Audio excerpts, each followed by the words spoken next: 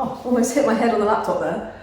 I'm a software developer chasing PRs and pull-ups. And this week, you're coming with me.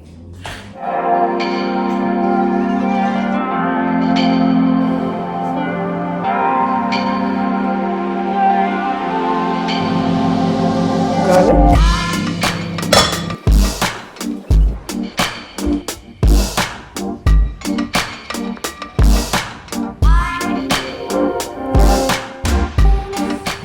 Dressed up to go and train. I quickly changed my clothes.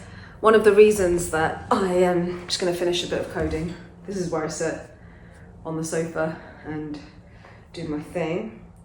One of the reasons why I became a coder was the lifestyle that it offered at the time. So now there are lots more jobs that can be done remotely. I'm sure we're all familiar with the concept of being a digital nomad.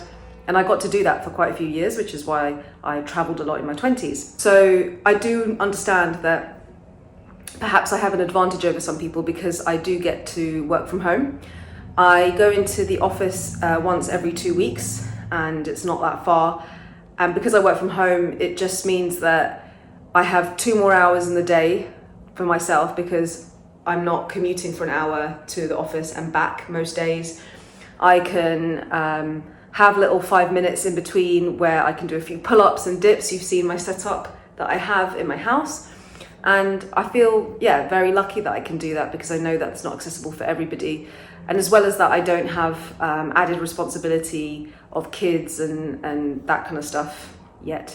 So I feel quite lucky that I can just sit here. But this is me most of the time with my 2 pillows because all I need is a laptop. Work is over, so we're at the park to do some calisthenics. Now, I love summer because we get longer days. I instantly start with doing 10 pull-ups in a row. I probably should have warmed up before, but I'd been sitting down for so long, I was desperate to train. I did do a few stretches after those initial pull-ups and then started to work on my abs. I felt pull-ups feel really heavy recently and I feel slightly demotivated knowing that my personal best was 15 pull-ups in a row and now I can only do 12 on average and 13 on a good day. Anyway, so abs it is, doing some L raises hanging on the bar. I do 3 sets of 8 of these. And then this new wacky exercise where I alternate from the pull-up to the chin-up grip, supinated and pronated, so I can work on the grip of each hand. I get a bit distracted here and do some monkey bars. I'm not even in shot. I think I was just doing this because it's delightful and made me happy. It's not all about reps and sets. Most of the time it's just joy.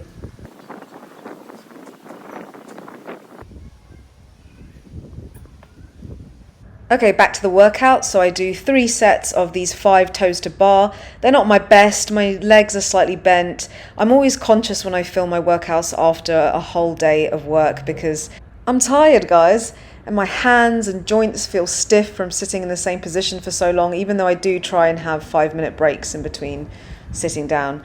So I need to spend a little bit more time stretching. Again, I tried the wacky exercise. I do a little bit better now because I know what to expect, but watch this space because I'm going to be incorporating this much more. It's just such a good exercise to show you where you're lacking in strength, so which hand, which grip, and it's great as well for the top of the pull-up, chin-up movement where most people feel the weakest. Flat, grassy space can only mean one thing, handstands. Super comfortable with this stag pose now, and I can hold it for as long as I like. Well, that's a bit of a lie. I can hold it for about 40 seconds on a good day.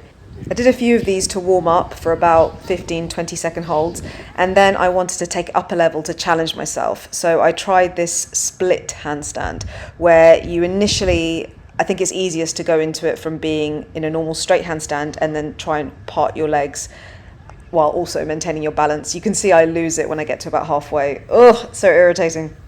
I spend about 10 minutes doing these. I don't know how many I must have done. I didn't film them all, of course. These are the 2 best ones of the day.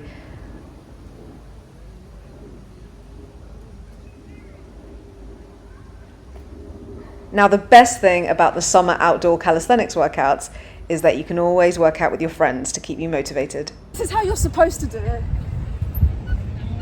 So side to side, to work strength unilaterally. Unilaterally? Unilaterally. Okay, so what? Oh shit. That's it, one. go. See? And try to keep our legs together. And then the arms do the work. This side's harder. This side. Are you right-handed? Yeah. Yeah. Yeah, because that side I feel like I can't quite. This side. And you get the typewriter pull-ups. Nice.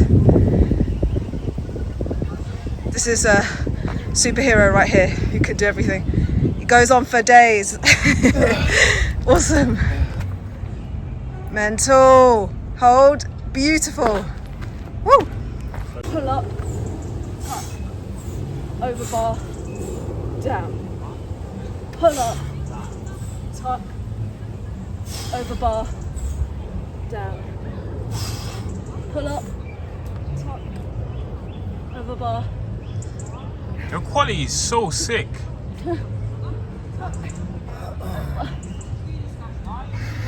You're strong.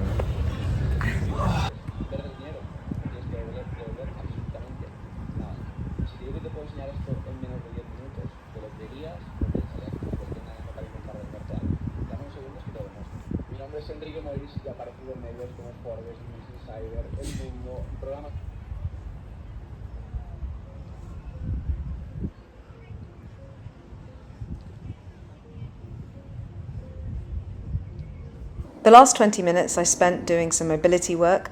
I really like this calisthenics park because it's got these wooden beams where I pretend I'm a gymnast. The small surface area that my feet have to stay on while I'm walking around and doing these different positions and movements on the beams is really helpful because it works on my balance and makes sure that I incorporate every muscle and joint to enable me to stay on the beam. I'm very open about the fact that I don't do enough lower body resistance training. I should do because I'm an ice skater and a runner. You'll see those later on in the video, and it would be great to do a little bit more and have more time. But the truth is, I'm trying to show you realistically that with my job, balancing social life, doing all of the hobbies and skills that I do even outside of fitness, it's just not a reality for me, and something has to give. I'm just obsessed with upper body training. Even on the beams, I had to take a little break from doing these mobility movements and get some push done. I use the beam to elevate my legs to make the push-ups more challenging. They're not exactly pike push-ups because I'm not in a piked shape. I'm just trying to elevate my legs to ensure more weight is on the upper part of my body, making the push-ups more challenging. There are so many ways you can use these beams. They truly are versatile. I even think I could incorporate this small surface area into my upper body training by doing some push-ups on the beam itself. Overall, I was aiming to move my body and work out for about an hour and a half, 90 minutes, but overall it took me, I think, 2 hours and a half just because I was chatting to everybody and playing about in between my reps and sets like I usually do. I also wanted to show this week that I don't have a strict regime and things don't really go to plan most days, to be honest. I just do what I can, and that's the most important. It's the consistency, that even if the workout isn't as intense or as long as we'd like, we still show up.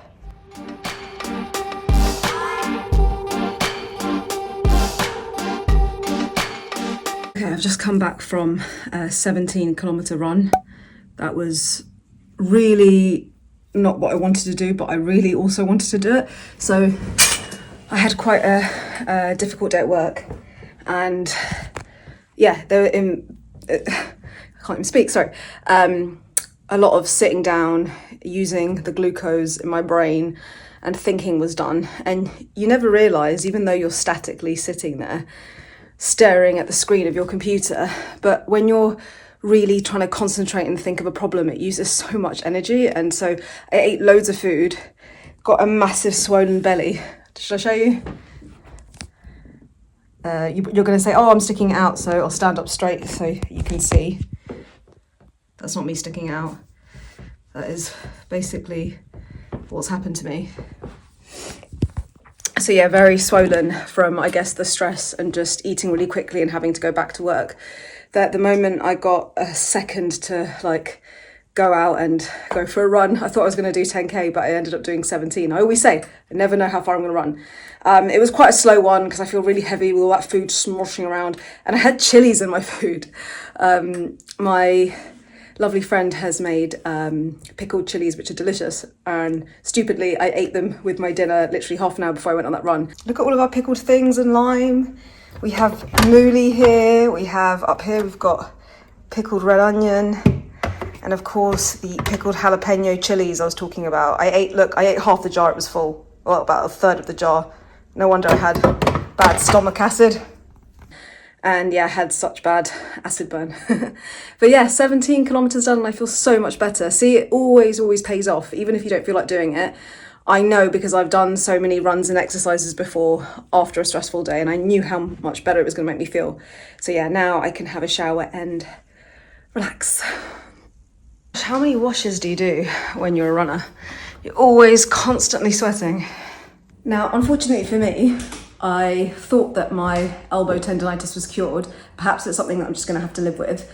My exercises did work, but it's just because I thought it was cured, I stopped doing the exercises. And so, yeah, it's starting to ache a bit. And in fact, I'm getting a bit of golfer's elbow, where it sort of aches around the outside inner bit here. So tennis elbow's here, golfer's elbow's here, and I'm getting pain sort of around here, or maybe all around the elbow, to be honest. So it could be a bit of bicep tendonitis as well. Interestingly, you do the opposite when you have golfer's elbow. So if you have watched my video on elbow tendonitis, you'll know that I tend to get a 2 kilogram dumbbell, so it's about 4.4 pounds, and hang my wrist at the edge of the table and do this. Interestingly, with golfer's elbow, you do the opposite. So you have your wrist hanging off, you roll open your wrist, and then you do almost like a mini, not a bicep curl, but a wrist curl, and then you open it out again. If you want, I can do a video specifically on the prime 3 exercises that I found for golfer's elbow.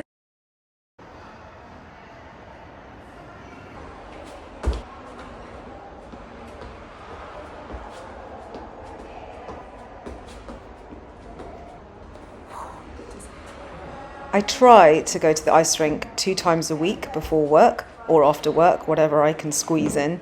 And that means I have to do about 15 minutes of off-ice work. That's what it's called. So you can see here I'm just practicing my spins, and there's a lot of jumps involved. Off-ice is crucial for all ice skaters, and some lessons actually take place off the ice too. Okay. And then up and out. Lovely, Jade. Good. Much better, Jade. Good. Okay, so... Even though filming yourself ice skating is really useful if you want to see how you can improve, they don't allow it and it's frowned upon in the ice rink that I go to. So here is an old video that I managed to sneak in once of me doing a spin. This is the kind of stuff that I do on the ice.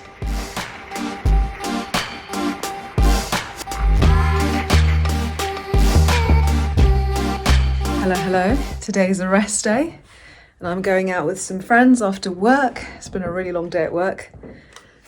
This is where we get the best light. We even have a bit of sun. At this time, I finish work quite late. Well, you know how they always sing, working 9 to 5, like it's a 9 to 5. You know, when you say 9 to 5, you mean your job. My average hours are 9 to 6, but sometimes it's 9 to 7. Flared 70s trousers outfit. Cut a bit of my hair as well. Yeah. I'm so excited to show you my outfit because I literally never dress up. Well, like twice a year and the occasional wedding.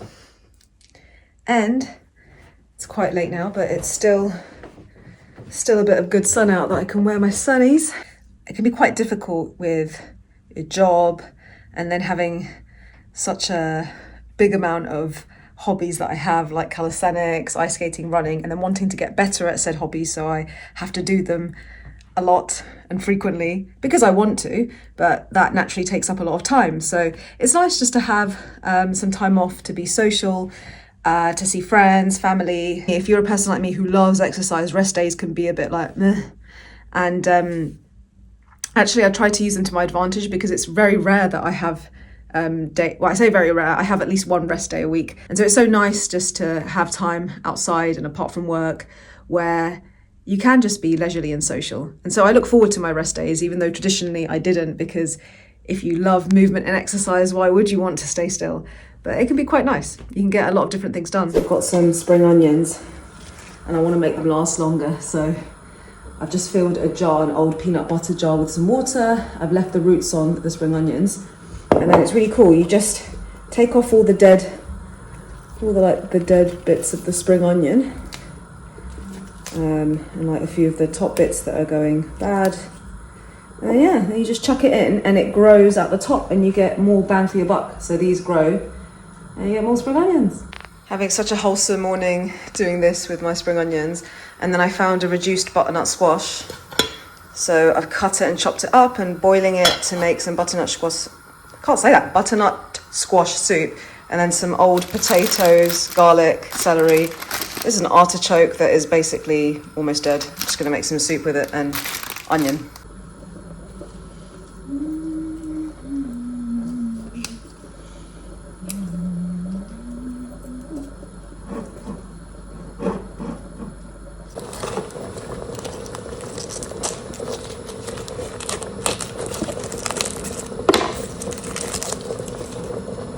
I know it's almost rotting, but just I can't throw away food.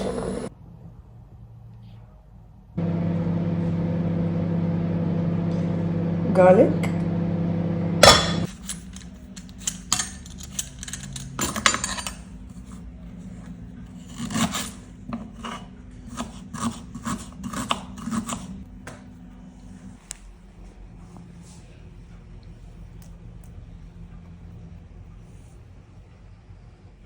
Delicious. I know it just looks like any old vegetable soup, but it is wonderful. This is how I like it, with all the spices and flavours. I tend to read a book on my rest days as well.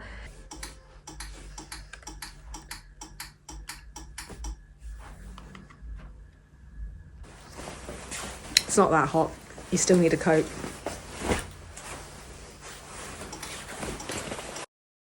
Got some wild calisthenics bars.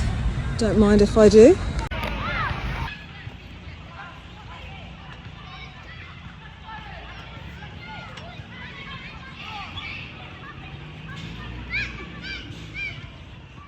Earlier this day, I had a calisthenics workout at my gym, and that was the once a week weighted session that I do, where I do weighted pull-ups and weighted dips and work on my strength, such as barbell press and my isolations that I do with a dumbbell. I have shown this in my previous hybrid week of training calisthenics, and you can check that out here.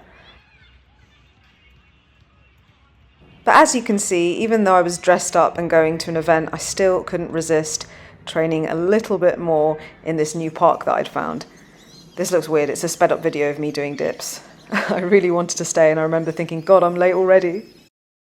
Last piece of my mum's beautiful Spanish omelette today. Let me take the cling film off. So it looks a bit blue because that's all the fried onions. I love a Spanish omelette with a good amount of fried onion. Obviously that's not all I'm eating for breakfast. It's just gone 8:15. I've got a banana and you can probably hit the microwave. I've got some eggs in there. So yeah, because that tiny slice is not going to do me, but I thought I'd keep a little bit to give me a slice of happiness for the next day. Oh, that's my microwave. This day was super busy at work. I wanted to do my workout at my gym, but I just couldn't get there, so I did it in my house instead with some parallel bars. It involved a lot of playing, different movements and stretches. This workout I did in 3 sets of 15 minutes whenever I had a break between Zoom calls. I've actually filmed it for an entirely different YouTube video where I go into more details about the stretching and how to use the parallel bars, so watch out for that one when it comes out.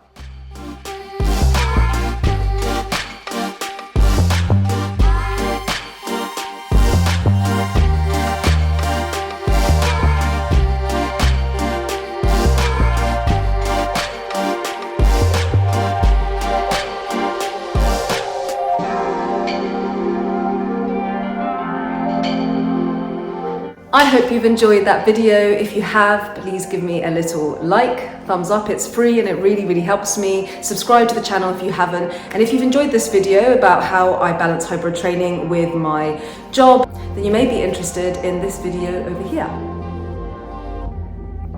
See you very soon. Ciao!